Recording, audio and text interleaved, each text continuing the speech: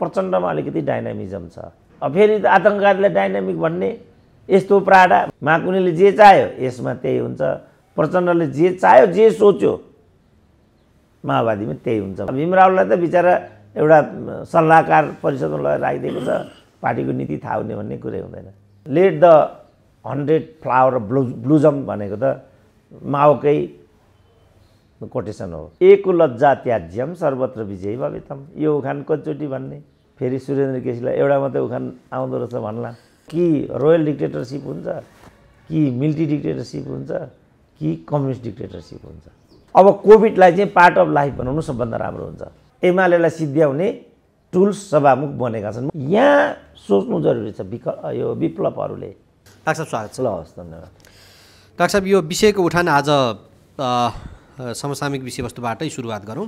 संसद चाहिँ भत्ता पचाउने थलो भयो भन्ने कुरा आयो। पछिल्ला केही दिन यता स्थगित हुँदै चल्दै आएको बैठक अब अहिलेसम्म सबभन्दा कम समय बसेर स्थगित भयो भन्ने कुराहरू आएको छ। यसलाई कसरी हेर्नुहुन्छ डाक्टर साहब? भदौ यता संसद चल्न सकेको छैन, तर उनीहरूलाई चाहिएको जुन एजेन्डा छ त्यसलाई चाहिँ पारित गरेरै छाडेका छन्।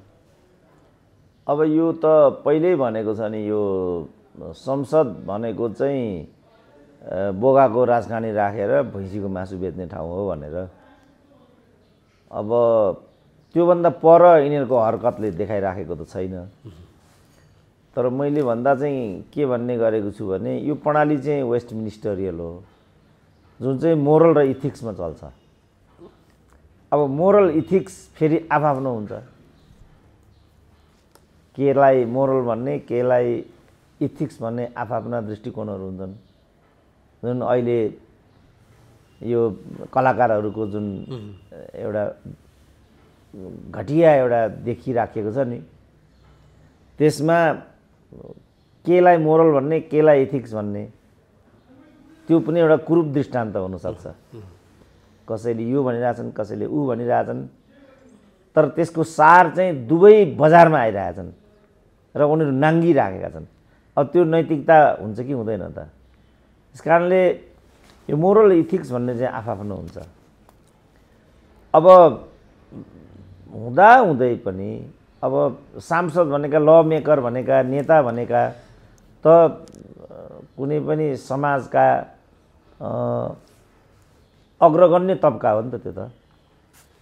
अब त्यो तबकाले चाहिँ सँगसँगै मोरल र इथिक्स निर्माण गर्ने एउटा यस्तो दायित्व पनि बोकेको हुन्छ। अब उनीहरूले निर्माण गरिराखेको संस्कार चाहिँ त्यस्तो छ। यो खेदजनक छ। उनीहरूले आफै विचार गर्नुपर्ने। यति अवसरवादी छन् कि बजेटको उनीहरूलाई तलब खानु पर्यो, भत्ता खानु खुवाउनु पर्यो, पारित भइहाल्यो। एमसिसी गर्नु पर्यो, भइहाल्यो। अरू विधेयकहरू त्यहाँ विचाराधीन छन्, अरू हुँदैन फेरि त्यहाँ। त्यस कारणले यो निर्लज्जताको पराकाष्ठा हो। यसको मैले देख्दा केही पनि दबाई छैन। अब जसले यो अवरोध गरिरहेको छ नेकपा एमाले, उसले पनि बैठकमा जाने, दैनिक रूपमा जति बेला बैठक बस्छ, तर भत्ता चाहिँ बुझ्ने, बैठक सञ्चालनमा चाहिँ विरोध गरिरहेको भनेर आएको छ। यसलाई चाहिँ कसरी हेर्नुहुन्छ डाक्टर साहब? होइन, अवरोध कहाँ छ र? अवरोध छ भन्ने नै बुझिएन यसबाट त। उनीहरू खालि कराइरहेका छन्, त्यसलाई उनीहरूले ध्यान दिइरहेका छैनन्। अरूमा पनि त्यसै गरे त भइहाल्यो नि। एको लज्जा त्याज्यम सर्वत्र विजयी भवेतम, यो उखान कतिचोटि भन्ने। फेरि सुरेन्द्र केसीलाई एउटा मात्रै उखान आउँदो रहेछ भन्ला त्यो होइन डाक्टर साहब। अब अर्को यो जस्तो यो बैठकसँग जोडिएको सभामुखको प्रसङ्ग आउँछ। सभामुखप्रति लक्षित गरेर नेकपा एमाले आधिकारिक रूपमा आफ्नो लेटर प्याडमा हिजो एमसिसी पारित गर्छु भन्दा आत्महत्या गर्छु भन्ने लगायतका केही कुराहरू ल्यायो। र सभामुखको सचिवालयले पनि विज्ञप्ति जारी गरेर त्यसलाई प्रमाणित गर्नु भनेर चुनौती दियो। यो टकराव पहिल्यैदेखि जारी थियो, तर अहिले अलि उत्कर्षमा पुग्दै गएको हो। डाक्टर साहब, कसरी हेर्नुहुन्छ यसलाई चाहिँ? होइन, यो त उनीहरूको बिचमा द्वन्द्व छ, असहमतिहरू छन्, यावत कुरा छ। र सभामुखले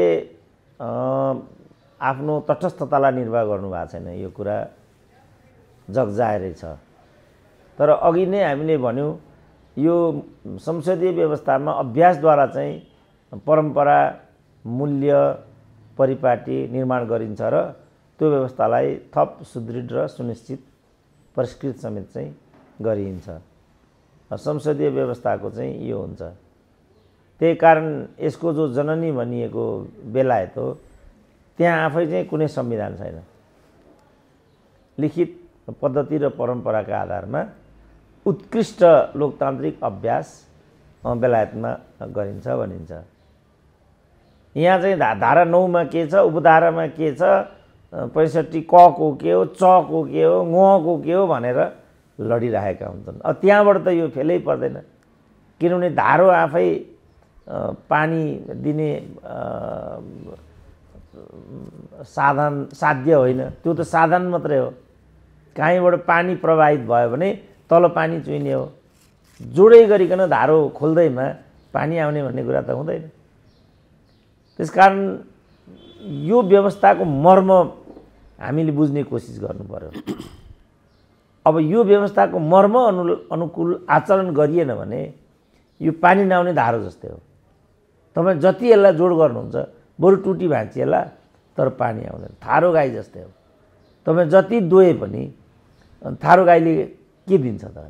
अब यो प्रकरणको अन्त्य चाहिँ यो चुनाव नहुन्जेलसम्म जारी राख्छ कि के देख्नुहुन्छ डाक्टर साहब? किनभने यो सभामुखको विषय चाहिँ अदालतमा विचाराधीन छ, त्यसलाई संसदमा प्रवेश गराउनु हुँदैन भन्ने उनीहरूको जिकिर छ। हुन त अदालतमा कतिवटा विषय त्यहाँ प्रवेश गराएर ती जिनोपानो गर्नुपर्छ भनेर पनि लगाएका छन्। फेरि यतापट्टि उनीहरूको फेरि अब आफ्नो पार्टी फुटाइदिएको छ, तर्क कतिपय जायज पनि होला। अब भनिहाल्यो नि, अब उनीहरूलाई चाहिएकोमा उनीहरू जुटिहाल्छन्। यी जुन प्रकरण अघि हामीले उल्लेख गऱ्यौँ ती हरकत एक बेलालाई देखाउँछ। अब कुनै भोलि उनीहरूको एउटा विदेशी पाहुना आउला, त्यसलाई त्यहाँ प्रस्तुत गर्नुपर्ने होला, विदेशीका लागि कुनै अर्को विधेयक पारित गरिदिनु पर्ने होला, त्यसपछि बाध्यात्मक स्थिति आउला। जसले अहिले अवरोध पुर्याइराखेको छ उसलाई पनि त्यस्तो केही गर्नै पर्ने खण्ड त्यहाँ आइपुग्ला। अथवा प्रधान न्यायाधीशको प्रकरण अब 2-3 महिनाभित्रमा त त्यसलाई त सक्नुपर्छ क्यारे। अब अहिले यति गरेर यिनीहरूले चाहिँ नाङ्गो रूपमा अदालतलाई पनि आफ्नो अस्त्र बनाए। त्यतिका लागि जसरी एउटा घिनलाग्दो एउटा उनीहरूले पद्धति अपनाए, अब काहीँ त उनीहरूलाई पनि असजिलो लाग्दो हो। अब एउटा समयलाई पर्खिनुको विकल्प म देखिरहेको छैन र मैले यसलाई चाहिँ नियति भन्ने शब्द दिइराखेको छु। अब नेपाल र नेपालीको चाहिँ नियति नै यही भयो के भने यो जति पनि व्यथिति र विकृति विसङ्गतिहरू छन् त्यसलाई अब हामीले जीवन पद्धतिको रूपमा अपनाउनुपर्छ। किनभने अहिलेको प्रणालीभन्दा उन्नत र जनपक्षीय व्यवस्था न भूतो न भविष्यति हुनै सक्दैन। किनभने अब कि रोयल डिक्टेटरसिप हुन्छ, कि मिलिट्री डिक्टेटरसिप हुन्छ, कि कम्युनिस्ट डिक्टेटरसिप हुन्छ, त्यसपछि यो पिपुल्स डिक्टेटरसिप हो। अब यो 4भन्दा 5वटा डिक्टेटरसिप त राजनीतिक व्यवस्थामा छँदै छैनन्। अब हामीले राजाको निरङ्कुशता पनि देख्यौँ, अब सेनाको निरङ्कुशता हामीले बेहोर्नु परेन, कम्युनिस्ट निरङ्कुशता पनि यहाँ भएन, लोकतान्त्रिक डिक्टेटरसिप हामी भोगि नै राखेका छौँ। हामीसँग केही पनि विकल्प छैन। अब यसैमा हामी जस्तो कोभिडको सन्दर्भमा भन्यौँ नि हामीले, अब कोभिडलाई चाहिँ पार्ट अफ लाइफ बनाउनु सबभन्दा राम्रो हुन्छ। किनभने यो कोभिड सकिन्छ अथवा अर्को भेरिएन्ट आउँदैन भन्ने कुरा अब अनुमान गर्न सकिँदैन। आउन पनि सक्छ, जान पनि सक्छ, सदाकाल रहिरहन पनि सक्छ। अब कोभिड भनेर लकडाउन गरेर मास्क लगाएर सेनिटाइजर लगाएर त्यो खालि एउटा आत्मसन्तुष्टिको कुरा मात्रै हुन्छ, त्यसले कुनै परिणाम दिँदैन।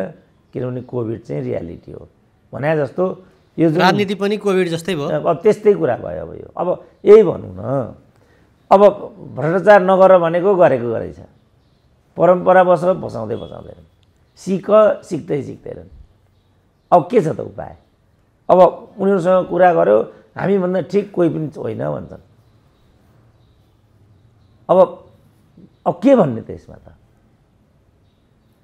त्यसो भए डाक्टर साहब जस्तो यो समग्र व्यवस्थामै प्रश्न उठ्यो, यस विषयमा पनि हामी एक दिन कुरा गर्छौँ। अब अहिलेको पाटमा चाहिँ देखिएका गतिरोधहरू अन्त्य गर्ने उपाय चाहिँ के हुन सक्ला त?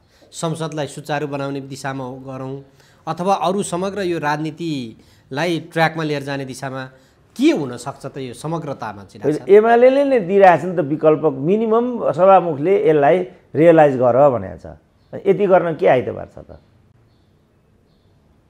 अब सभामुखको पोजिसन के छ भने मैले केही पनि गल्ती गरेको छैन, मैले आफ्नो विशेषाधिकार प्रयोग गरेको छु। एमालेको पोजिसन के छ भने उनले भेदभावपूर्ण रुलिङ गरे, टोपबहादुरहरूलाई देन दिएर निकालिदिए।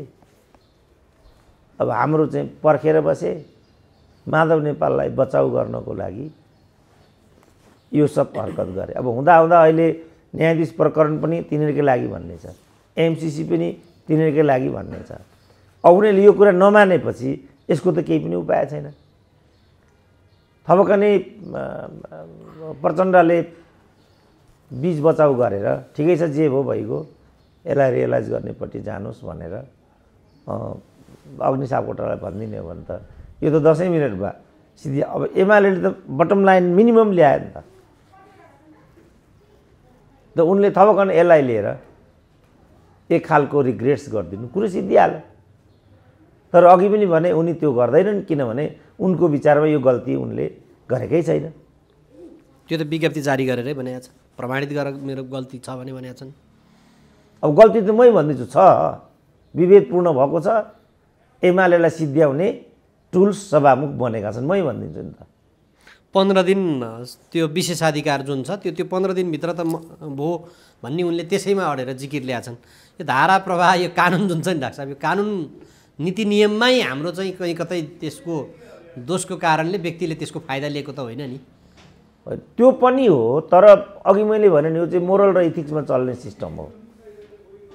जस्तो यही पल्साहरूको कुरा आउँछ नि त, यो प्रकरण 1 वर्ष अगाडिको छ। उनीहरू मनोमौजी आफ्नो गतिविधिमा संलग्न छन्। अब अहिले उनीहरू यसलाई बलात्कार भन्दैछन्।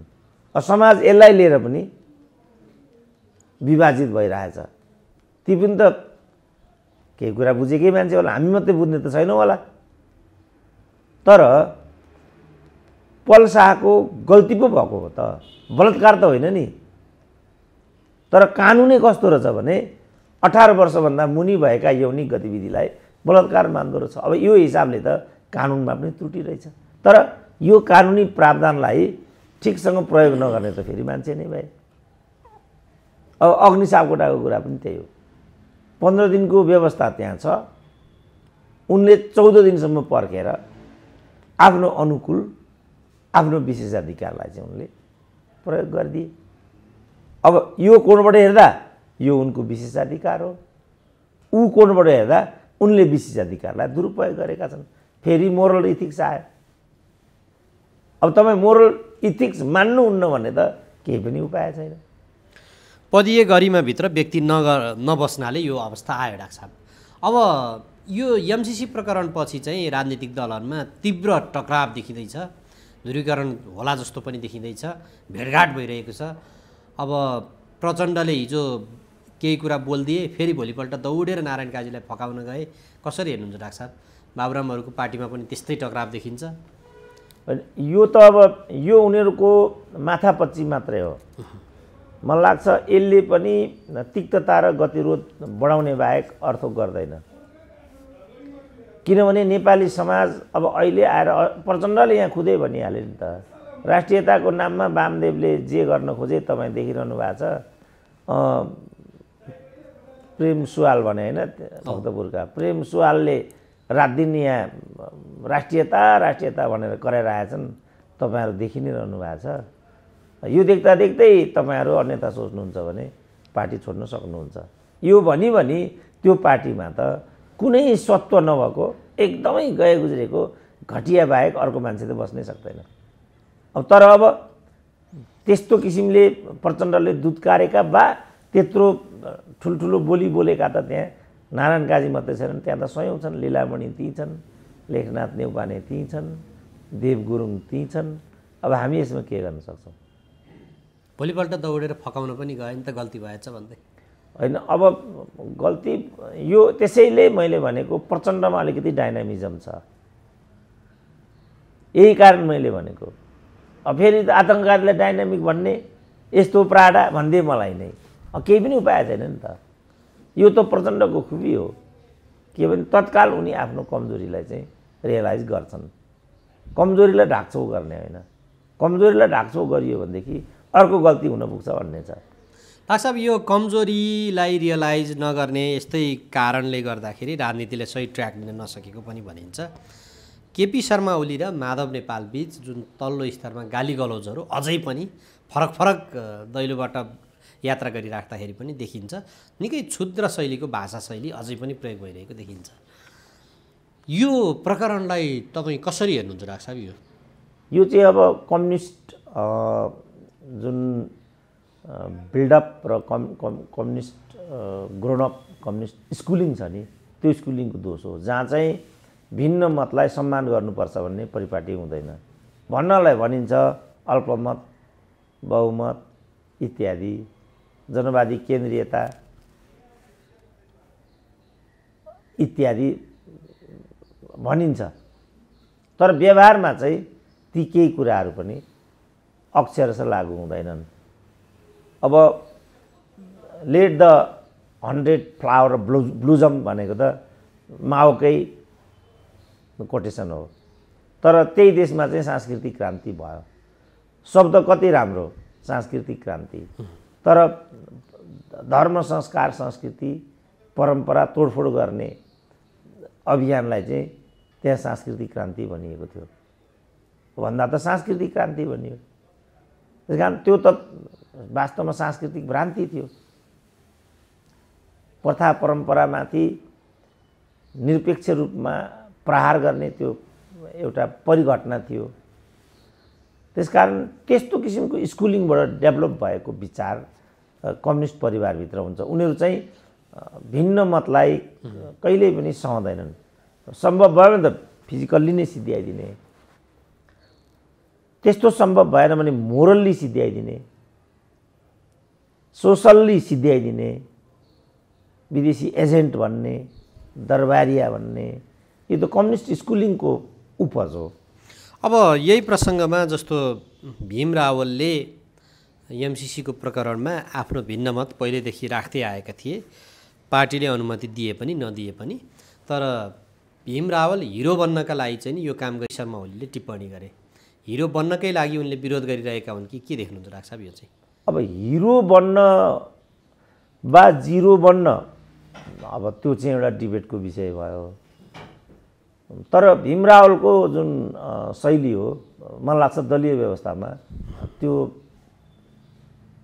सही छ जस्तो लाग्दैन मलाई। किनभने दलीय व्यवस्था हो नि त, दलीय व्यवस्था त दलै बोल्ने हो नि त, दलीय व्यवस्था व्यक्ति बोल्ने होइन नि त। व्यक्तिले उसको कुरा सम्बन्धित कमिटीमा राख्ने हो, सम्बन्धित कमिटीमा राख्ने हो, चित्त नबुझे अर्को कमिटी बैठकसम्म चाहिँ सहने हो। दलीय व्यवस्थाको त मर्मधर्म यही हो। योभन्दा प्रति र जे भीम रावलबाट भइरहेको छ त्यो आम नेपाली जनताको नजरमा त आफैमा स्वागत योग्य नै भन्नुपर्छ हामीले। तर दलीय परिधिभित्रबाट हेर्दाखेरि त त्यो केपी ओलीले त्यो भन्नु लायक शैली नै हो भन्न ठान्छु म पनि। अब त्यसलाई हिरो भन्ने कि जिरो भन्ने कि, अब उनले पनि म हिरो भए तिमी महाहिरो भए भइगयो नि भनेपछि आफ्नो दलको अध्यक्षलाई, आफ्नो दलको नेतालाई त्यो पनि मैले लेख्दा शिष्टाचारयुक्त त हुँदैन। अब फाइट टु फिनिसमै भीम रावल रहेको जे गर्छस् गर भने जस्तो भीम रावलको शैली देखिन्छ। प्रचण्डले नै पनि यही हो कुरा, पार्टीमा बसे पनि ठिक छ नबसे पनि ठिक छ भन्नु र भीम रावलले यो गर्नुमा म त्यत्रो फरक केही पनि देख्दिनँ। अब यसमा यदि दलले एक्सन लिनुपर्ने हो भने त लिनु पर्ला नि, किनभने दलले विरोध गर्दा गर्दै उनले दलको चाहिँ रोस्टम प्रयोग गरेर त्यहाँनिर आफ्नो धारणाहरू राखेका छन्। त्योभन्दा अघिल्ला बैठकहरूमा आफ्नो धारणा राखेका छन्।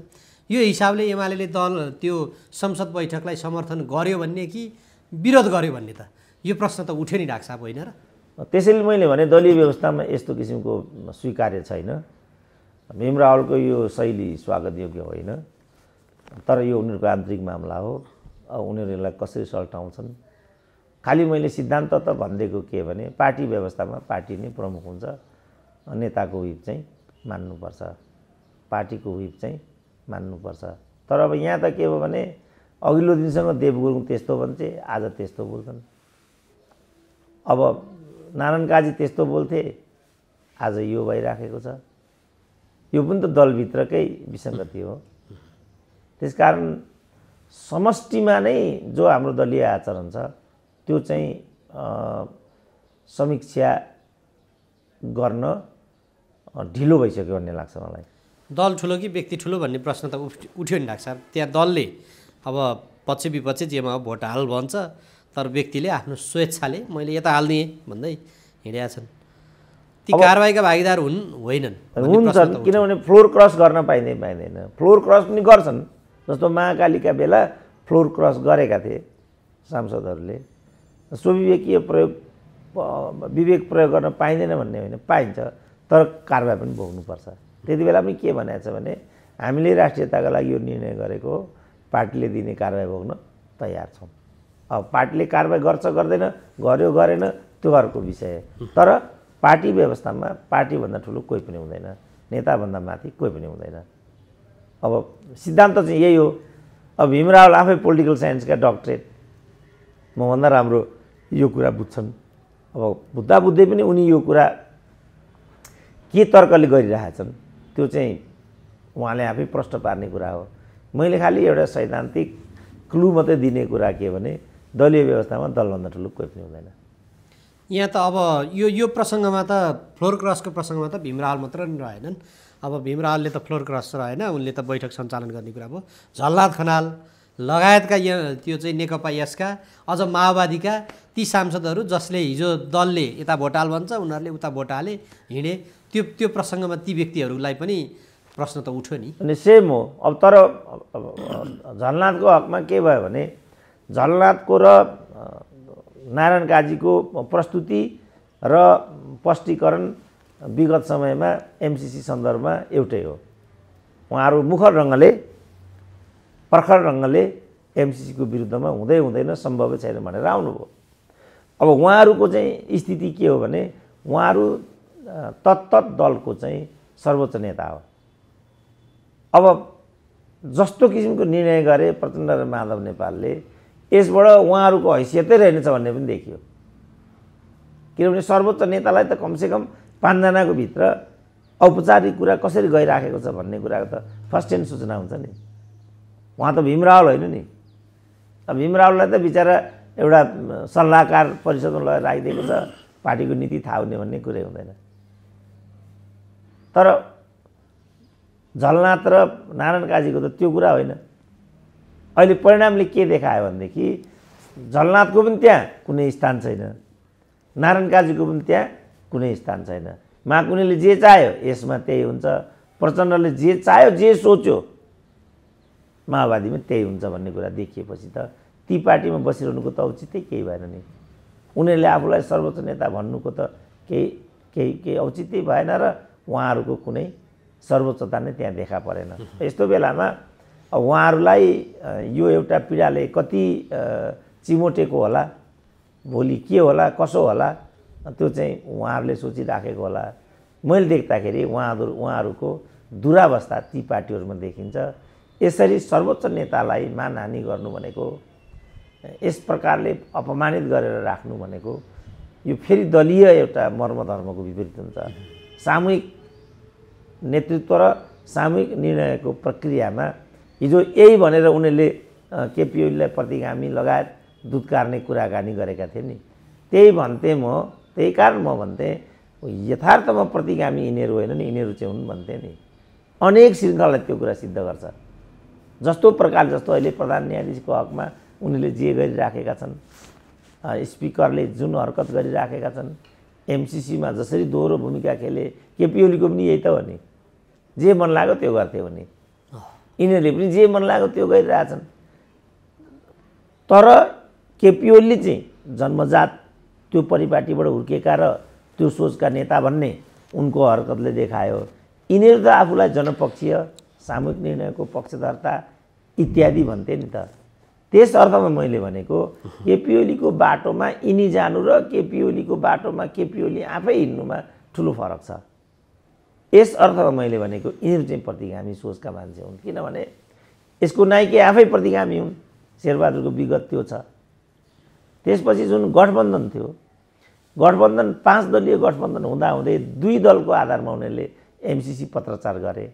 अब अहिले एमसिसी सन्दर्भमा जे निर्णय भयो यसले पनि उनीहरूभित्र के दुराशय थियो भन्ने समेत पनि पुष्टि हुन्छ, किनभने कमन मिनिमम प्रोग्राममा एमसिसी छँदै छैन।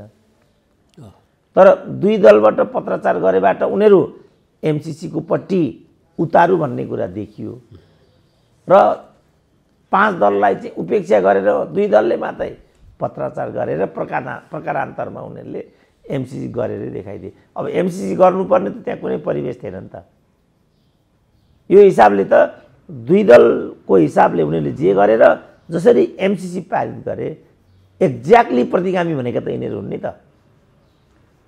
कमन मिनिमममा नभएको गर्नु र संविधानमा नभएको गर्नुका बिचमा त त्यत्रो फरक केही भएन। कानुन संवैधानिक दृष्टिकोणले निश्चय नै फरक छ, किनभने यो संवैधानिक व्यवस्थाको कुरा भयो, यो चाहिँ कमन मिनिमम प्रोग्राममा नभएको कुरा मात्रै भयो। तर 5 दलीय गठबन्धनको त जीवन मरण भनेको त कमन मिनिमम प्रोग्राम र एउटा कार्यदिशा र कार्यादेशको MOU त कमन मिनिमम प्रोग्राम नै हो नि त। त्योभन्दा परतिर त गठबन्धन जान सक्दैन थियो नि त। फलस्वरूप अब गठबन्धन टुट्यो, चित्रबहादुर बाहिरिए, मलाई लाग्छ बिस्तारै उपेन्द्र यादव पनि त्यहाँबाट बाहिरिन्छन् अनि प्रकारान्तरले गठबन्धनै धरापमा पर्छ। त गठबन्धनमुखी सोचबाट हेर्दाखेरि त यो आफै प्रतिगामी सोच हो नि त। यो गठबन्धनको प्रसङ्गमा डाक्टर साहब जस्तो डाक्टर प्रकाश शरण महत नेपाली काङ्ग्रेसका प्रवक्ताले चाहिँ स्थानीय चुनावमा हामी सहकार्य गर्दैनौँ, गठबन्धनबाट हामी चुनावमा जाँदैनौँ भन्ने कुरा गरिरहेछन्, जबकि प्रचण्ड र माधव नेपाल चाहिँ होइन यो चुनावसम्मै कायम रहन्छ भनेर ढाडस दिइरहेछन्। के हुन्छ होला आगामी दिनमा, कस्तो देख्नुहुन्छ सिनारियो?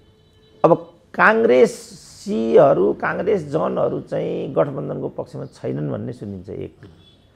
तर यो गठबन्धन भन्ने नै माधव र प्रचण्डहरूको अस्तित्वको लागि आइराखेको छ र शेरबहादुर उनीहरूका प्रति धेरै नै कृतकृत छन्, किनभने उनीहरूकै कृपाले खुदा नखास्ता शेरबहादुर पावरमा छन्। यस्तो बेलामा साङ्गोपाङ्गो चुनावी गठबन्धन नभए पनि खास ठाउँमा माधव नेपाल र प्रचण्डहरूलाई माथि ल्याउने खालको गठबन्धन चाहिँ हुनु अवश्यम्भावी छ। उनीहरू कहाँसम्म पुग्छन्, केसम्म गर्छन्, अघि मैले भने अब 2 दलले पत्रचार त गर्ने भनेपछि त यिनको बिचमा त केही पनि विगत समयमा पनि के सुनिन्थ्यो भनेदेखि स्वयं माधव नेपालले हाम्रो क्षेत्रमा चाहिँ आफ्नो उम्मेदवारलाई इग्नोर गरेर प्रकाश मानलाई साथ दिएका थिए, किनभने रविन्द्र मिश्रले त्यहाँ लगभग जित्ने स्थिति थियो, 700 को मात्रै मतान्तर थियो। त्यस्तो बेलामा भित्रभित्रै माधव नेपालले प्रकाश मानलाई सपोर्ट गरेको परिणाम प्रकाश मानको पक्षमा गयो भन्ने छ। त यिनीहरू त जे पनि गर्छन्, हराएकोलाई पनि जिताएर ल्याइदिन्छन्। चितवनको मात्रै प्रकरण यो होइन, दोस्रो संविधान सभामा माधव प्रचण्ड, उपेन्द्र यादव, विजय गच्छदार कसैले पनि जितेको थिएन, त्यो कुटेर जिताएर ल्याएको हो।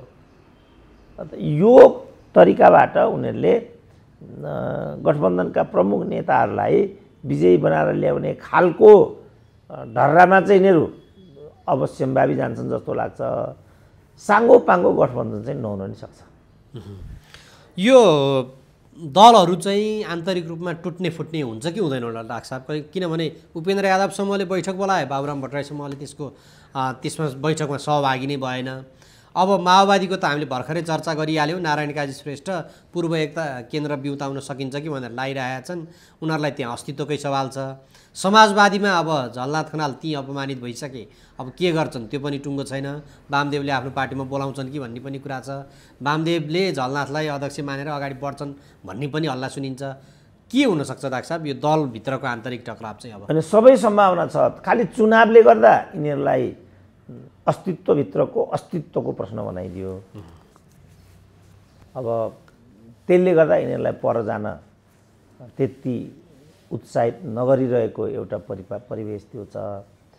तर जसरी अपमानित भई आउनु पर्यो, अब वामदेवकै कुरा त्यही हो, झलनाथकै कुरा त्यही हो, नारायण काजीकै कुरा त्यही हो। अब लीलामणिहरूको त घर झगडा नै भन्ने छ। लीलामणि पौडेल के गर्ने हुन्, भर्खरै माओवादी पसेका नेता हुन् उनी पनि। यस्ता खालका नेता छन् नि त हाम्रो देशमा त। त्यसकारण सबै सम्भावनाहरू ओपन छन्। सामान्यतया यिनीहरू गति छाडा र एउटा सत्व नभएका मान्छेहरू भएको हुनाले आँसु पिएर त्यहीँ बसेर भात भान्सा गर्छन् भने जस्तो मलाई लाग्छ। किनभने यिनीहरूले देश, जनता, समाजको लागि वास्तवमा राजनीति गरेको होइन भन्ने कुरा अब पुष्टि भइसक्यो। त्यो चिज यिनीहरूको आवरण मात्रै रहेछ, खालि एउटा बर्को मात्रै यिनीहरूले ओढेको। चिया हतौडा भने पनि, डेमोक्रेसी भने पनि यिनीहरूले मूलतः एउटा राजनीतिक व्यवसाय गरेको भन्ने कुरा पुष्टि भइसक्यो। अब यस्ता खालका व्यावसायिक मानिसहरूले त, त्यो व्यवसाय गर्ने मान्छेले जति नै अपमानित भए पनि उसलाई त्यो कुराले छुँदैन नि। बस उसलाई लक्ष्मी चाहियो, पैसा चाहियो। ऊ अझ त्यसभित्र बसेर 2 नम्बरी गर्छ, तस्करी गर्छ, मिलावट गर्छ, मिसावट गर्छ, उसलाई लज्जाबोध हुँदैन नि।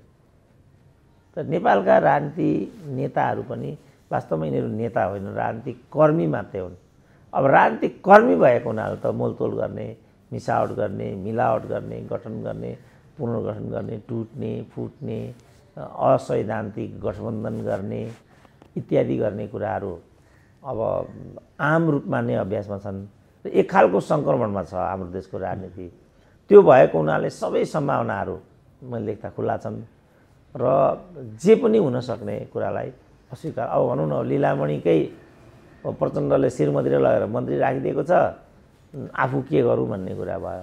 अब नारायण काजीलाई नै सङ्कट के पर्यो भने नारायण काजीले त्यहाँ एक खालको एउटा गुटगत विशेषाधिकार दुरुपयोग गर्दै सदाकाल एउटा मन्त्री चाहिँ त्यहाँ हत्याइरहने, एउटालाई राजदूत बनाउने यो गरिआएका थिए। लास्टमा प्रचण्डले त्यो मुहान पनि बन्द गरिदिएपछि आजको स्थिति उत्पन्न भएको छ।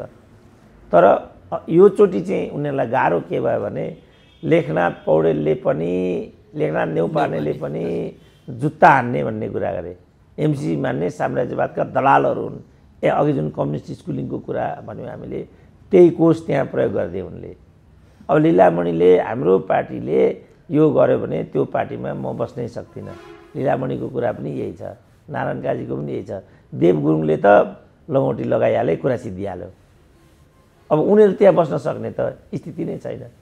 त्यसको अतिरिक्त उनीहरू चाहिँ निर्लज्ज भएर त्यहाँ आँसु पिएर बस्छन् भने अब हामीले केही गर्न सक्ने कुरा पनि भएन। फेरि खुल्लमखुल्ला पार्टी फुटाओ भन्ने पनि हाम्रो मत हुँदैन, किनभने पार्टी फुट्नु हुँदैन भन्ने मेरो चाहिँ सोच छ।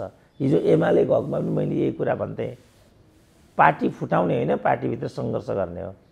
अब डाक्टर साहब, पार्टी फुटाउन पनि नसकिने, पार्टीभित्र सङ्घर्ष गर्दाखेरि पनि अल्पमतमा परिने अथवा त्यहाँभित्र अपमानित भइराख्न पर्ने दलीय व्यवस्थाको एउटा डिमेरिट्स अथवा भनौँ न अवगुण होइन। एउटा नेताले आफूले चाहिँ नि अब सम्मानित नेता भइकन पनि आफूले यो एजेन्डामा चाहिँ यो हुनसक्छ कि भनेर गर्न नपाउने अवस्थालाई चाहिँ कसरी हेर्नुहुन्छ? यो डिमेरिट्स नै हो यो? अब होइन, अब डिमेरिट्स भन्दा पनि यसको विशेषता भनौँ न, कहाँ चाहिँ फेर पर्यो भने हामी व्यक्तिवादी भयौँ, अराजकता र अनुशासनहीनता। अघि हामीले भीम रावलको कुरा गऱ्यौँ नि। अब भीम रावल जस्तो किसिमको प्रवृत्ति लिएर आइरहेछन् गएको 4 वर्ष, वास्तवमा त्यो सही र स्वाभाविक छैन नि त। ती मुद्दा एजेन्डा विचारणीय छन्, तर जुन दलको उहाँ सदस्य हुनुहुन्छ त्यो जगबाट त उहाँले गरेको यो हरकत अनुशासनको दायराभन्दा बाहिर जान्छ नि त। अब यिनीहरूले पनि त्यस्तै किसिमको लवजमा बोल्नु पर्ने, जुत्ता हान्छु, पार्टीमा बस्दिनँ, 101% चाहिँ हाम्रो पार्टी एमसीको पक्षमा छैन, यो त एकदम लेमेन कमेन्ट भयो नि त। खालि भन्नु के पर्थ्यो भने एमसीसीलाई लिएर हाम्रो पार्टीभित्र चाहिँ विभिन्न जोडकोणहरू छन्, पक्ष विपक्षहरू छन्, तर पार्टीले जे निर्णय गर्छ त्यही नै अन्तिम निर्णय हुन्छ। यो हो नि त पार्टी व्यवस्थामा। पार्टीभित्र चाहिँ फेरि दरो रूपमा कुरा गर्न सकिने भयो र त्यहाँ अल्पमत बहुमत हुन सक्ने भयो। अब आफ्नो विचार त्यहाँ विजयी बनेन भने पनि पार्टी सिस्टमको नियम के भने बहुमतको विचार नै लिएर अगाडि जाने हो। तबसम्म जाने हो जबसम्म आफ्नो विचार बहुमतमा उक्लिँदैन, तबसम्म त प्रतीक्षा गर्नुपर्ने हो नि त। तर अघि मैले भने नेपालका नेताहरू चाहिँ नेता नभएर राजनीतिक कर्मी, राजनीतिक व्यवसायीहरू मात्रै भएको हुनाले उनीहरू यो सिद्धान्त मान्दैनन्। आवरण मात्रै उनीहरूले एउटा कम्युनिस्ट काङ्ग्रेस भन्ने एउटा वर्ग ओढेका छन्, तर उनीहरू न काङ्ग्रेसभित्र लोकतन्त्रका तत्त्वहरू छन्, न कम्युनिस्टभित्र चाहिँ कम्युनिस्ट सङ्गठनात्मक पद्धति र संस्कारका चाहिँ चरित्रहरू छन्। अब किनभने उनीहरू न डेमोक्रेट हुन् न उनीहरू कम्युनिस्ट हुन्, उनीहरू क्यारिरिस्ट मात्रै हुन् र उनीहरू काङ्ग्रेस मात्रै हुन्, न त उनीहरू डेमोक्रेट हुन् न त यिनीहरू कम्युनिस्ट हुन्। अब गैर कम्युनिस्ट मान्छेले त अब गैर कम्युनिस्ट हरकत गर्नु स्वाभाविकै छ। त्यसकारण सिद्धान्त त यिनीहरूबाट यी हरकत हुनुको पछाडि चाहिँ कारक तत्त्वहरू यिनीहरू छन्। अब डाक्टर साहब, जस्तो राजनीति त विचार मिल्ने व्यक्तिहरूको झुन्ड पनि हो राजनीतिक दल। त्यहाँभित्र विचारको सम्मान भएन भने त्यहाँभित्र टुटफुट आउँछ।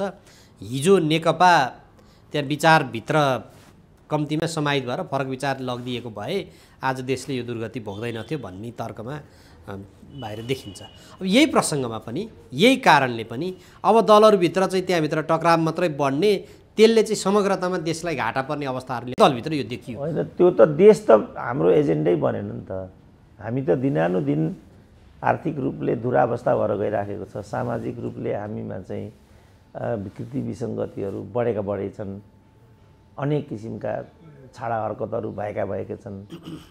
न्याय प्रणाली धाराशाही बनेर गइसक्यो। अब न्यायालयप्रतिको आस्था शून्य जस्तो नै छ। 30,000 भन्दा बढी न्यायका उपभोक्ताहरू चाहिँ प्रतीक्षामा बसिराखेको भन्ने छ। गएको 1 वर्षदेखि नै अदालत आन्तरिक लडाइँमा चाहिँ फसिराखेको छ र प्रधान न्यायाधीश नै न्यायको भिख मागिरहेका छन्। उनी आफै कठघरामा छन्। जहाँ प्रधान न्यायाधीशको यस्तो स्थिति हुन्छ, अब त्यहाँ कसले के पाउँछ र राजनीतिले के प्रतिफल हामीलाई दिन्छ? धेरै हामी राजनीतिबाट पर गइसक्यौँ। अब राजनीतिले त जस्तो लोकतन्त्रकै कुरा गर्दाखेरि, लोकतन्त्र भनेको नेपालमा चाहिँ के एउटा अभ्यास छ भने लोकतन्त्र भनेको चुन्ने र चुनिने अधिकारको सुनिश्चितता भएपछि अरू सबै कुरा लोकतन्त्रले आफसे आफ दिन्छ भन्ने छ। कहाँ आफसे आफ लोकतन्त्रले परिणाम दिन्छ? दिन्थ्यो भने त अहिले हामी लोकतन्त्रबाट प्रशस्त लाभान्वित भइसक्थ्यौँ नि। लोकतन्त्रको लाभ भनेको त शिक्षा, स्वास्थ्य, रोजगारी, औद्योगिकरण, पुँजी निर्माण, समृद्धि, सुशासन, त्यो होइन र भने। खोइ त तपाईँ अहिले एउटा वडा समितिमा जानुहोस् त, तपाईँ अहिले कुनै एउटा लाइसेन्सको तपाईँ क्युमा जानुहोस्, मालपोतमा जानुहोस्, नापीमा जानुहोस्, एयरपोर्टमा जानुहोस्। त्यही त जनता पनि त्यो विषय चाहिँ फेरि चुपचाप सही राख्ने, त्यस्ता विषयमा चाहिँ कसैले आवाजै नउठाउने, बाहिरै नआउने अवस्था देखियो डाक्टर साहब। जहिले पनि पछिल्लो 10 वर्ष यता अथवा उहिलेदेखि नै 30 वर्ष यता नै मालपोता लाइन जहिले पनि भइराख्ने।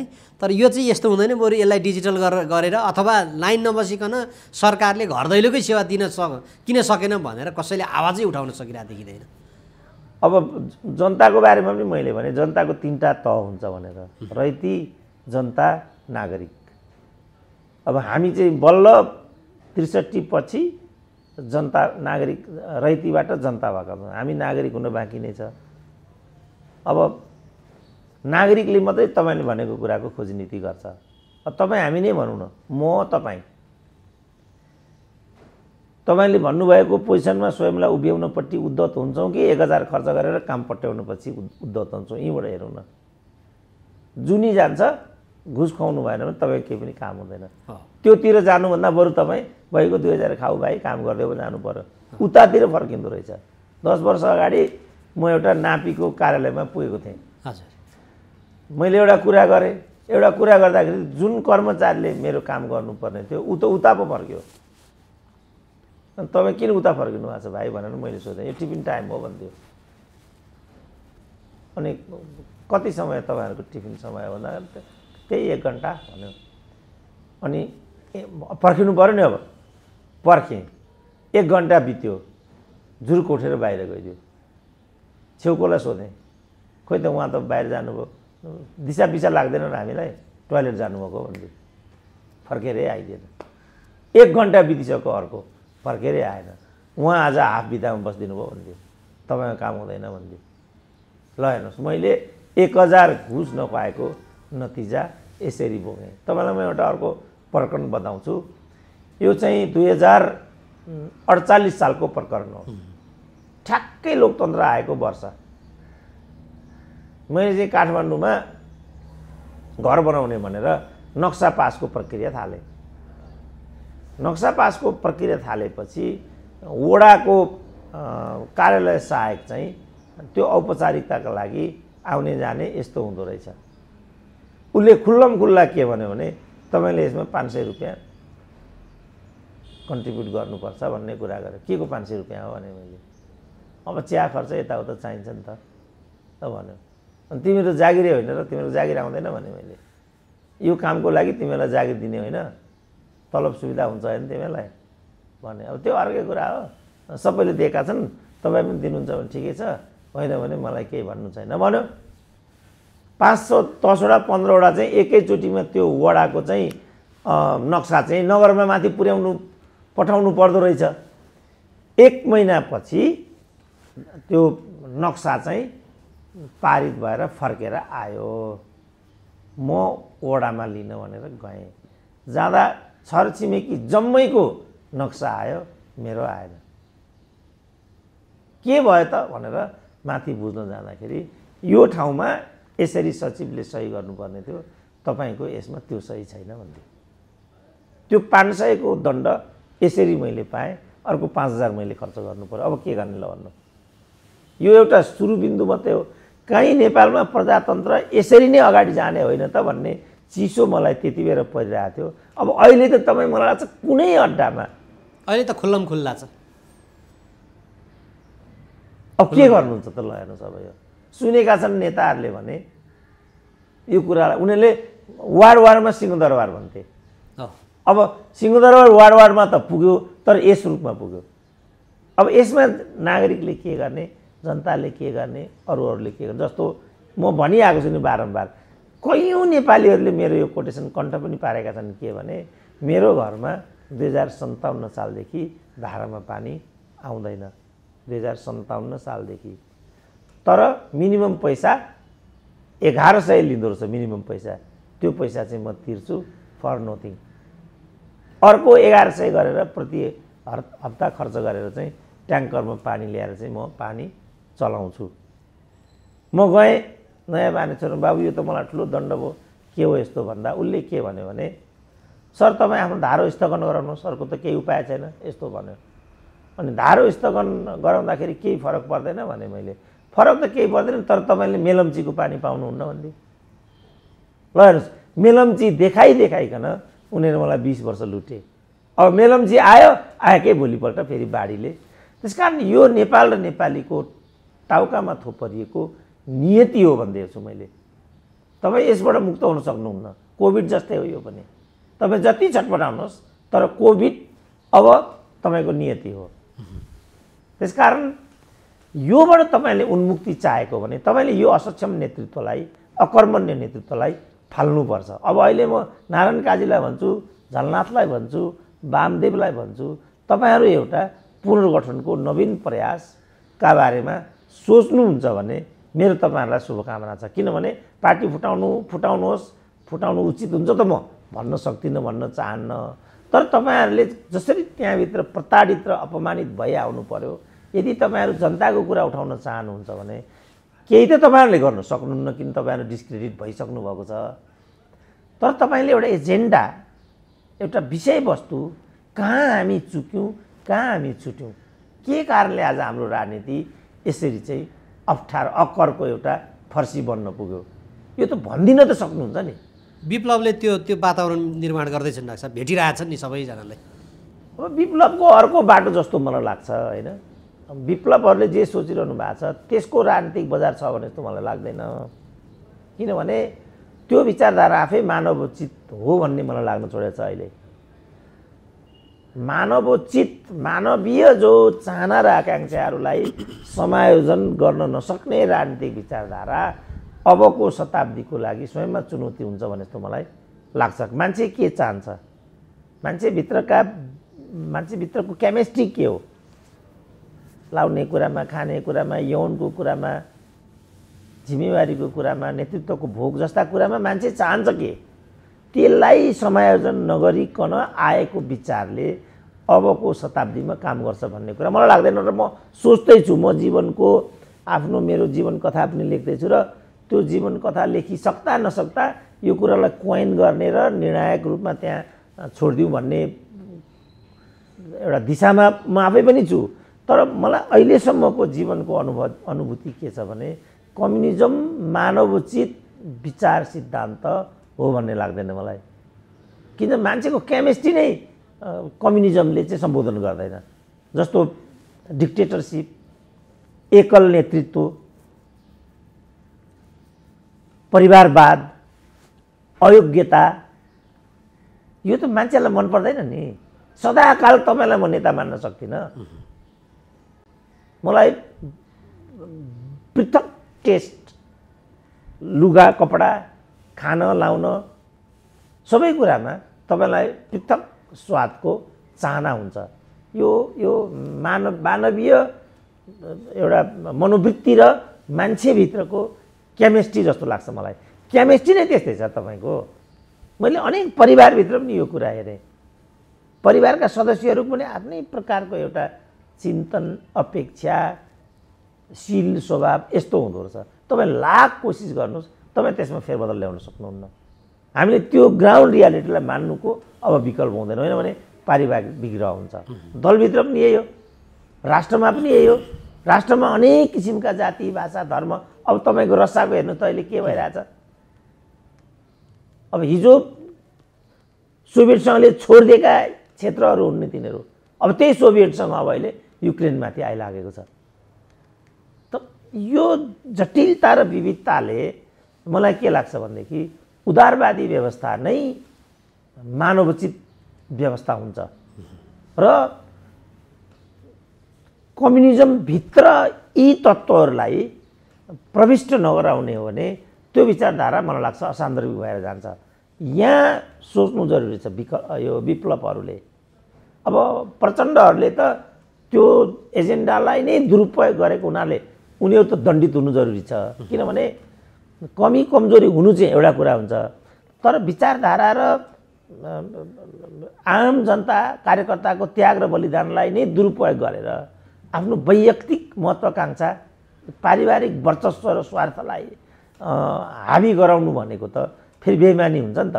त यो सबै कुराहरूलाई चाहिँ विप्लवहरूले एकचोटि ठन्डा दिमागले सोच्दा मलाई लाग्छ डिपार्चरको लागि, भोलिको डिपार्चरको लागि त्यो एउटा विषयवस्तु बन्न सक्छ। अब उहाँहरूले कसरी सोच्नुहुन्छ, अब मैले त यो तरिकाले सोच्नुपर्छ कि भनेर स्वयंलाई त्यतातिर प्रवृत्त गराउँदै आएको हुनाले यो भन्ने ठाउँमा म आइराखेको छु। अब उहाँहरू कुन ठाउँमा हुनुहुन्छ, कसरी सोच्नुहुन्छ, के गर्नुहुन्छ, त्यो त म अहिले भन्न सक्दिनँ। हुन्छ डाक्टर साहब, विचार र समयका लागि म आभार व्यक्त गर्छु। धन्यवाद।